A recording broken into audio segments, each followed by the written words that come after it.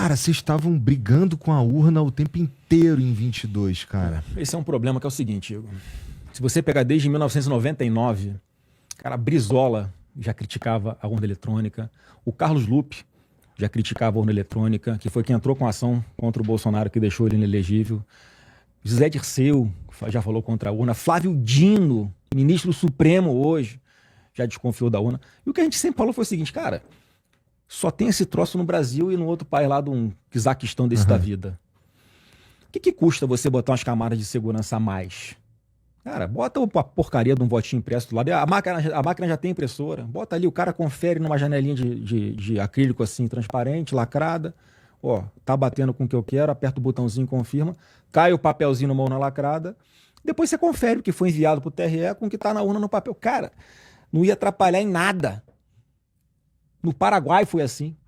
Na Venezuela foi assim agora. Foi quando o mundo descobriu que lá havia fraude eleitoral e o cara bancou mesmo assim, porque né, o TSE tem que respeitar a decisão do TSE. Pô, o TSE é dele. É, sim, né? Isso daí... Então, o que a gente pede aqui é só isso, transparência e segurança. E isso foi transformado em um ato contra a democracia mesmo.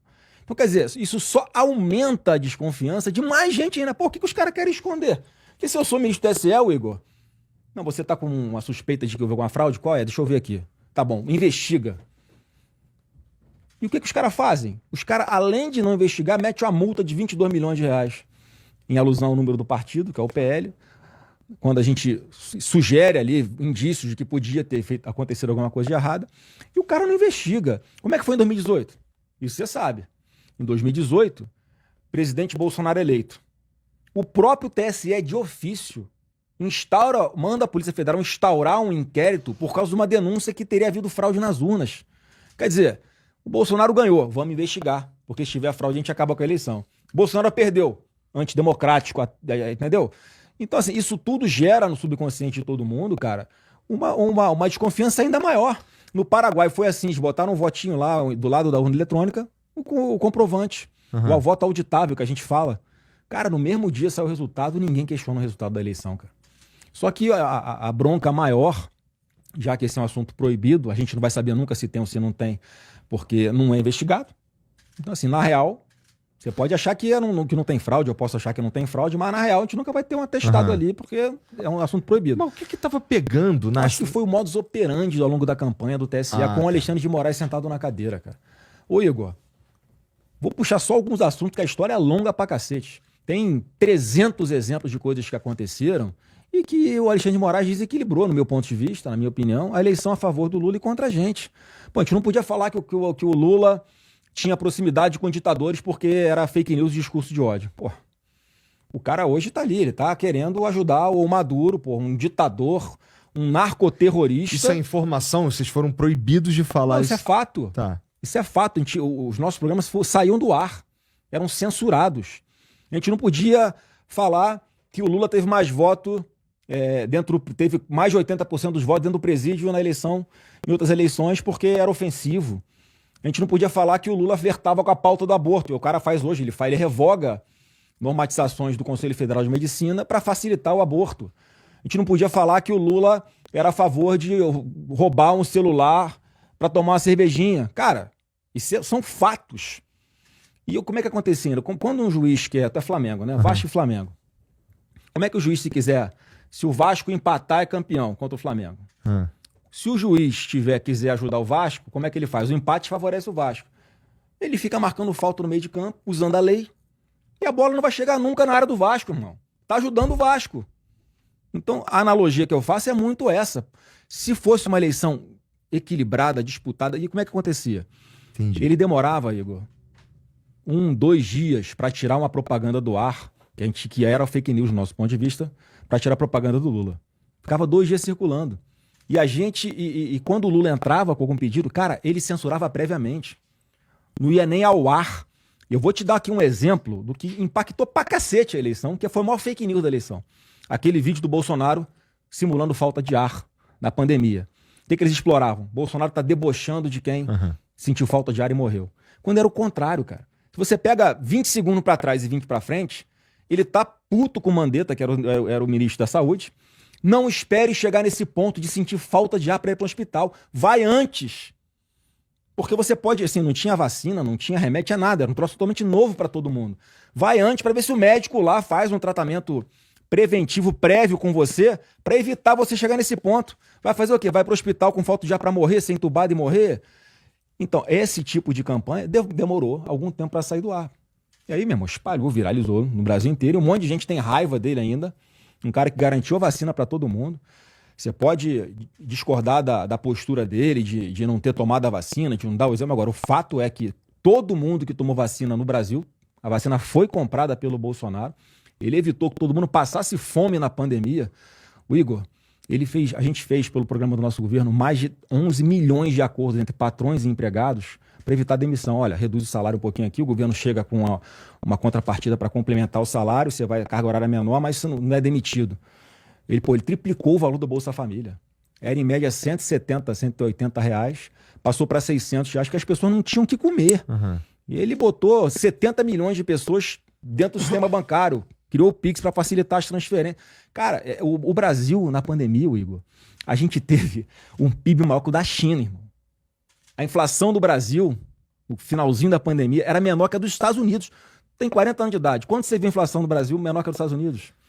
Cara, então assim, foi o mérito do Bolsonaro de ter escolhido um time fantástico de ministros. Você vai comparar o Paulo Guedes com o Haddad hoje? Não, o Brasil, o Lula está sendo para a economia pior do que a pandemia. Em relação ao endividamento, em relação a pessoas que necessitam do governo para ter o que comer. E a nossa mentalidade qual era? Cara, eu vou triplicar o Bolsa Família, mas eu vou deixar uma porta de saída para você. Se você arrumar um emprego, tu vai continuar mais 6 meses ganhando Bolsa Família até tu estabilizar. Porque se tu for mandado embora nesse meio tempo, tu vai continuar recebendo Bolsa Família. Tem gente que diria, Flávio, que várias dessas ações aí elas aconteceram, né? Tá na história.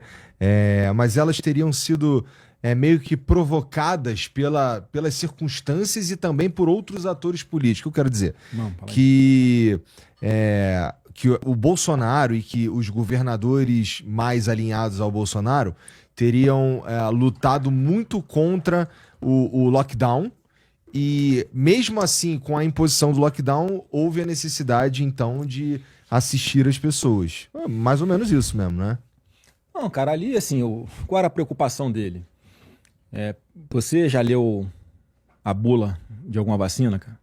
Cara, já tem uma porrada de coisinha lá. Cara, o que ele pensava, cara? Mentira. De uma vacina, eu nunca li a bula. O que ele fala? Não, assim, se você para pra ler, é assustador, os efeitos colaterais daquilo. Mas eu tomei 2 doses de AstraZeneca. Se ler a bula do remédio que teu pai tava tomando também, até outro dia... Tem os efeitos colaterais, esse é um ponto. Vale o risco você tomar isso ou vale o risco você, talvez pegar a doença e se imunizar naturalmente, né? Enfim, mas essa discussão aí, bicho, já foi. Eu acho que a história vai... Os estudos que vão aparecendo, como já tem da John Hopkins, dizendo que o tratamento precoce, que foi tão demonizado, se tivesse sido colocado em prática, ia salvar muita vida. A gente não podia falar dos efeitos colaterais da vacina. E hoje a AstraZeneca, que foi a vacina que eu tomei 2 doses de AstraZeneca, foi tirada de circulação por causa dos efeitos colaterais. Eu tenho cardiologista na família que fala que problemas cardíacos explodiram desde a pandemia para cá, e ninguém sabe se é a vacina ou se foi o vírus. Então assim, o Igor, essa é uma pauta, cara, que eu acho que... Eu falava isso para ele na época. Rapaz, não precisa você ficar falando toda hora, cara, o que você já marcou sua posição, você como líder da nação já demonstrou a sua preocupação, que realmente isso não foi nem testado em animal, é verdade. Mas você já demonstrou a sua preocupação, faz a sua obrigação.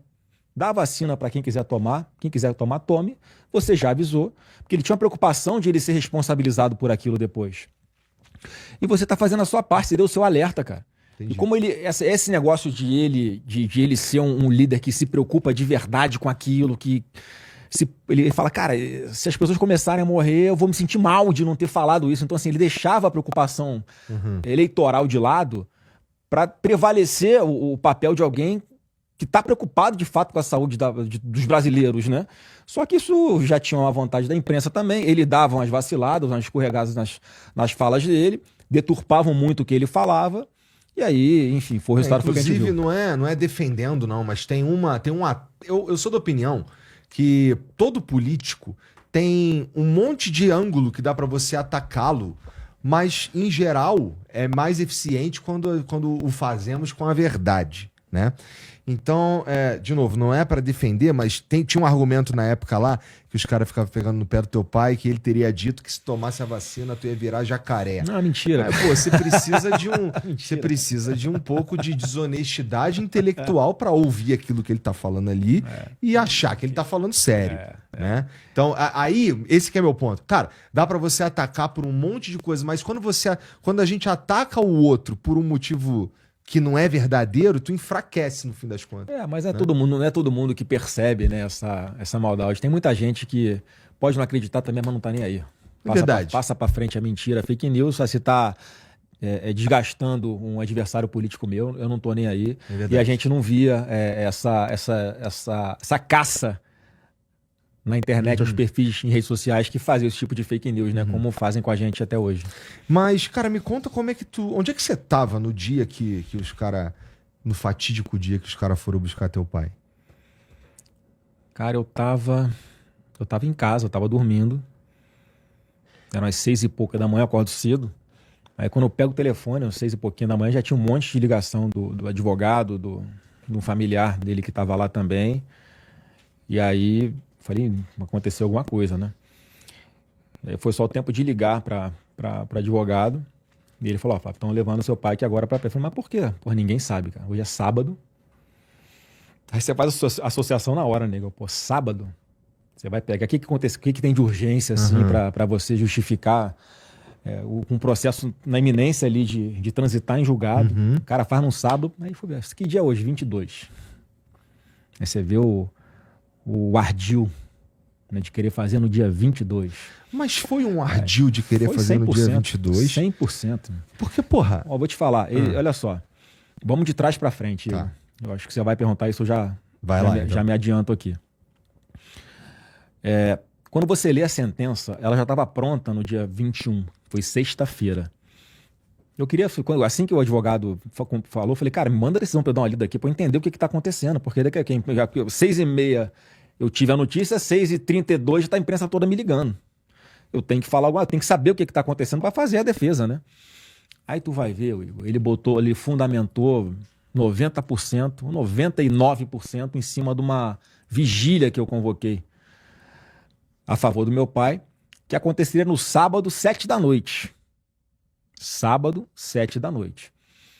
Tu fez essa vigília pro teu pai fugir? Claro que não, meu irmão. Porra, eu não posso mais, não sei, mas eu não posso mais orar pelo meu pai. Esse cara conseguiu botar no papel intolerância religiosa, assim, e que se exploda o mundo. É isso mesmo, não pode ter movimento evangélico.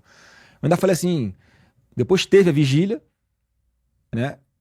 1h30 de vigília, depois foi todo mundo para casa. Fizemos nossas orações, cantamos nossos louvores lá.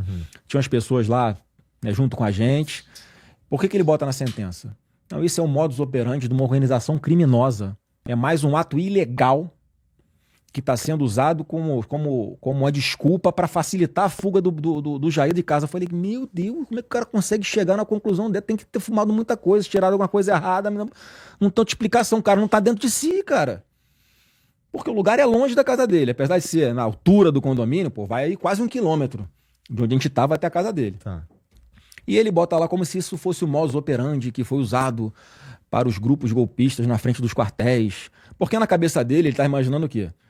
Vai convocar uma vigília, vai começar a lotar de gente, os caras não vão sair nunca mais dali, vão cercar o condomínio para não deixar o Bolsonaro sair. Na cabeça dele, eu acho que passou isso. Só que ele tivesse me perguntado, eu ia falar, cara, vamos fazer 1h30, 2 e vai todo mundo para casa. Vamos orar, vou pedir a Deus fé. É o que nos resta. Porque foi isso que rolou, inclusive. Foi isso que rolou, inclusive. E aí eu fui no detalhe. Eu falei, pô, deixa eu ver como é que... Aí ele falou assim, como é que tá na decisão, Igor? No momento desta decisão,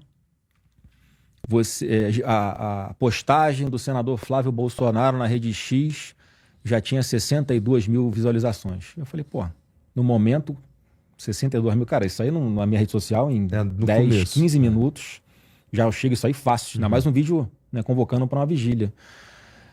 Cara, eu postei o vídeo 16h54 da tarde. 15 minutos depois, já estava a sentença pronta. Irmão, não foi por causa da vigília. E já queria fazer no dia 22. Já tinha a resposta da Procuradoria-Geral da República e da própria Polícia Federal opinando pela transferência dele domiciliar para a superintendência da PF.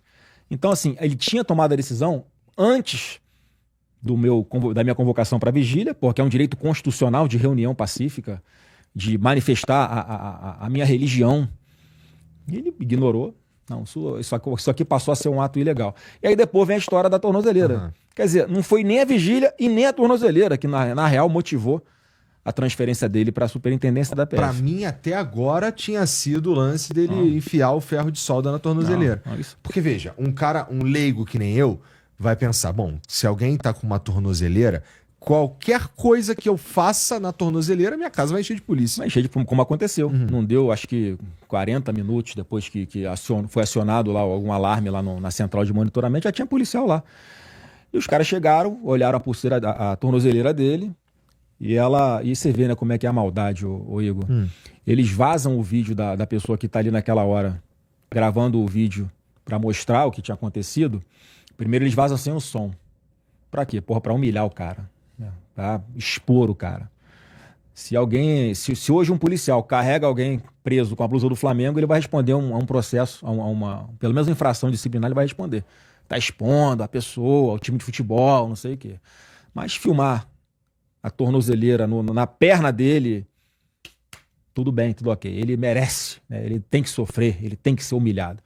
Aí no primeiro momento vaza um vídeo sem som. E eu já tinha reconhecido, pô, parece a canela do meu pai, aquela canela feia pra cacete, né? A pelezinha fina, coitado, já tá com a pelezinha fina ali. E logo depois libera o áudio. Como é que o cara fala do pai dele? Porra, Aí libera um áudio. Aí quando você vê ele respondendo as perguntas da policial que tá ali filmando, cara, tá claramente com a voz arrastada. Tá alterada a voz dele. Aí a gente começa a falar, o que aconteceu, cara?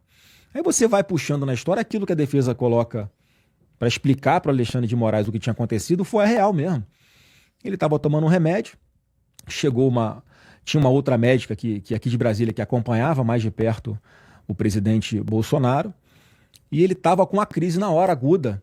E ela foi prescreveu um remédio, botou na receita o remédio, sem ter consultado outra equipe. Eu aproveito aqui para falar para todo mundo que começou a atacar essa médica, cara, não façam isso, cara. Ela fez ali na maior das boas intenções para ajudar meu pai a sair da crise que ele estava passando naquela hora. Não teve nenhuma intenção. Começaram a acusar a mulher de querer matar o Bolsonaro. Nossa. Ameaçar de morte a menina nas redes sociais. Uma grande injustiça. Não façam isso. Ou vão para a rede social dela agora e peçam desculpas. Porque não tem absolutamente nada. Nada. Essa mulher não queria mal nenhum pro meu pai. Pelo contrário, queria ajudar ele naquela hora. Mas assim, quando aí você vai, os médicos vão olhar quais foram os remédios que foram dados e qual é a consequência da mistura desses dois remédios. É aquela mesmo, é ele entrar em paranoia, ele ficar enfim, viajando, não tá em si. Se você olhar a tornozeleira, pô, não tem os furos assim numa linha reta, né, cara? Parece um cara completamente sem coordenação motora nenhuma, que parece que tá mexendo a colher ali em cima da caixinha da tornozeleira. Quer dizer, alguém que quer fugir vai mexer na caixinha? Não, mete a tesoura na pulseira lá e vai embora. E já era. Só que eu tenho um problema, né? Ele vai sair de casa, vai dar de cara com 4 policiais na porta da casa dele, monitoramento 24 horas por dia. Cara, é impossível, só se ele saísse voando. Então, ele não foi acusado de ter asa ainda, né? Tá quase chegando lá, só falta isso. Então, assim, uma coisa impossível de acontecer, mas ele queria fazer de qualquer forma, só, enfim... E é isso que a gente está vendo hoje. O Bolsonaro hoje é uma pessoa sequestrada, está num cativeiro, que está tendo um tratamento pior do que chefe de facção criminosa.